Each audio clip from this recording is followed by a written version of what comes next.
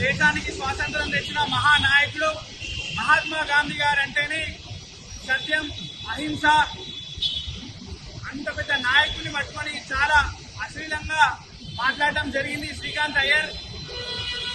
ఇలాంటి వ్యక్తులను దేశద్రోహ కేసులు పెట్టి అలా మహాత్మా గాంధీ గారిని జోరిలో మాట్లాడకుండా ఒక నిదర్శనంగా శ్రీకాంత్ అయ్యర్ ఆ రోజు మాట్లాడినందుకు వీళ్ళని కఠినంగా శిక్షించడం అన్నట్టు అదొక మెసేజ్ పంపించాలి.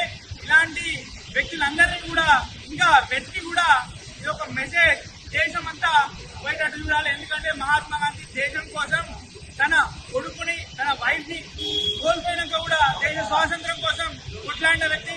అలాంటి మహా వ్యక్తి గురించి చాలా అఘోరంగా మాట్లాడిండు.